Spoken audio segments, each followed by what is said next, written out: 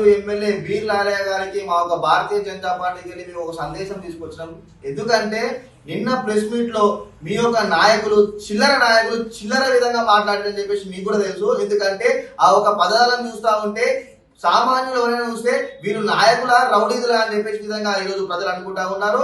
అదే విధంగా ఆ ఒక చిల్లర నాయకుడు ఏదైతే భారతీయ జనతా పార్టీ ఈ యొక్క యాదగిరిగుట్ట పట్టణానికి ఏమి ఇచ్చినా అడుగుతా ఉన్నారు కదా, గట్కేశ్వరకు ఉన్నటువంటి ఎంఎంటీఎస్ రైల్ ని ఈ రోజు రాజగిరి దాకా తీసుకొచ్చినాం.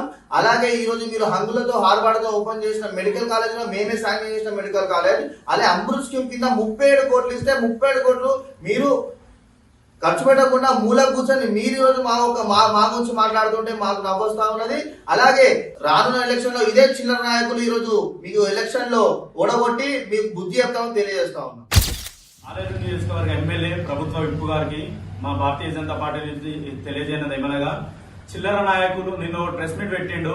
ఎవడంటే వాడు రాఘవేంద్ర కాడ వాచ్మెన్ అంట. వాడు చిల్లర నాయకులు బీజేపీ నాయకులు అని మాట్లాడుతుండు, చిల్లర నా కొడుకులు అని మాట్లాడుతుండు. ముందు నీ నాయకులకి సంస్కారం నేర్పించగలరని మనవి. యాదగిరిగుట్టకి ఏమిచ్చింది బీజేపీ ప్రభుత్వం అంటున్న వారు చిల్లర నా కొడుక.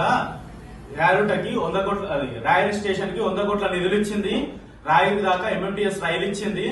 మన అమృత్ స్కీమ్ కింద 37 కోట్ల నిధులు ఇచ్చింది. మల్లపురం కాడ మీరు నిన్న మొన్న అంగులు ఆర్భాటాలు చేసి కొబ్బరికాయలు కొట్టిరు కదా, మెడికల్ కాలేజ్ ఇచ్చింది కూడా మా సెంట్రల్ గవర్నమెంటే.